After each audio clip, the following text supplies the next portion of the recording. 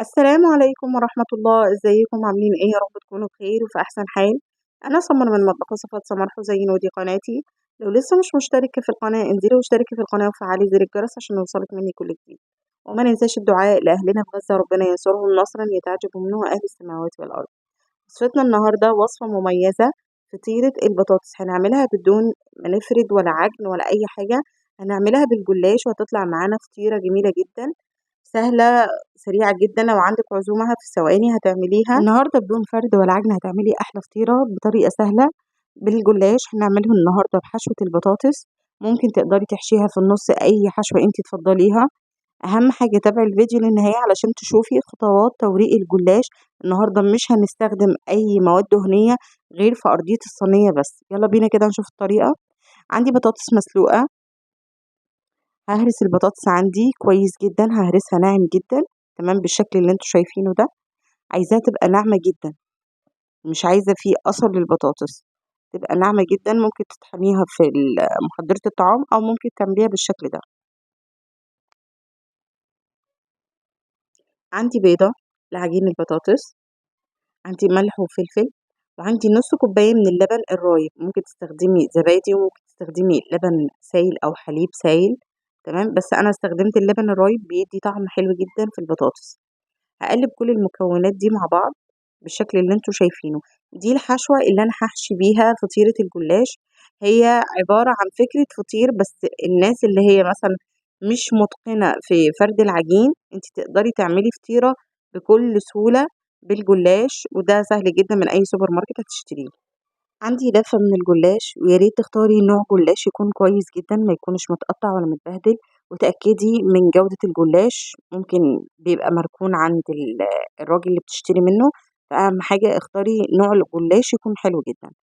عندي هنا لتوريق طبقات الجلاش عندي بيضة، عندي كوباية من اللبن الرايب أو اللبن السايل، وعندي معلقة صغيرة من البيكنج باودر، معلقة صغيرة من البيكنج باودر.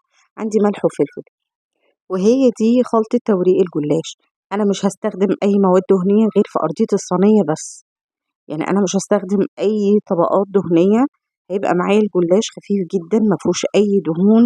وبرضو الناس أصحاب الدايت تقدر تستخدمي الوصفة دي، سهلة جدا وفي نفس الوقت مغذية، وكمان مفيهاش دهون كتير غير في أرضية الصينية بس. عندي صينية مدهونة بالزيت أو السمنة أو الزبدة اللي تفضليه، وهبتدي أرص فيها الجلاش.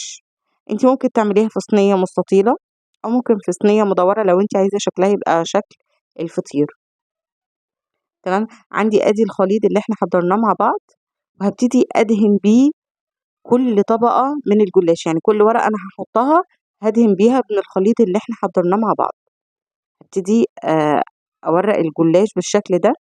فكرة الخليط ده، البيكنج باودر ما شاء الله بيخلي الجلاش في الفرن ينتفخ ويورق الطبقات عن بعضها. وفكرة البيض مع اللبن الرايب بيخلي العجين بتاع الجلاش طري مش ناشف ومش بيتكسر معانا، وكمان بيدي لون حلو جدا للجلاش. هبتدي كده أدهن كل الطبقات بالشكل اللي انتوا شايفينه. زي ما قلت انت ممكن تعملي حشوة البطاطس، وممكن تحشيه بأي حشوات تانية. يعني ممكن تعملي حشوة جبنة، ممكن تعمليه باللحمة المفرومة زي ما تفضلي. أنا هنا استخدمت البطاطس. الوصفة دي يا جماعة دسمة، يعني الجلاش ممكن تكتفي بيه كوجبة أساسية بس، يعني متستخدميش معاه أي حاجة تاني، لأن كده البطاطس مع الجلاش يعني وصفة كاملة، مش محتاجة إن احنا ناكل جنبها حاجة. أو لو انت عايزة تعملي أي وصفة جنبها براحتك، بس هو فعلا مغذي جدا وبيشبع جدا جدا. حاولي توزعي البطاطس بالشكل اللي انتوا شايفينه ده كده. بعد كده هبتدي أحط باقي طبقات الجلاش، ونفس الخطوات هندهن كل ورقة من الجلاش بالشكل ده. آخر طبقتين، آخر ورقتين من الجلاش أنا آه يعني بقفل طروف الجلاش للصينية من تحت بحيث تبقى شكلها متناسق. يعني أنا بخلي الطرف ده بدل ما لفوق، لأ أنا بدخله في تحت في طرف الصينية، بحيث يعني حاولوا كده تشوفوا الفيديو بحيث إن أنا أنسق شكل الفطيرة وأعرف أقطعها بالشكل اللي انتوا هتشوفوه. دي آخر ورقتين تمام. شايفين كده انا الطرف ده بارفع كل الطبقات اللي أنا عملتها من الجلاش، وباخلّي الطرف ده تحتهم، شايفين بالشكل اللي أنتم شايفينه في الفيديو ده. حاولي بقى تضبّطيها. لو أنتِ بقى عايزة تريّحي دماغِك من الأمور دي، أنتِ ممكن تستخدمي صينية طويلة أو مستطيلة زي ما أنتِ عايزة، تمام. هادهن آخر طبقة، الطبقة الأخيرة ممكن تدهنيها دهنة زبدة، وممكن تستكفي بالخليط ده، تمام.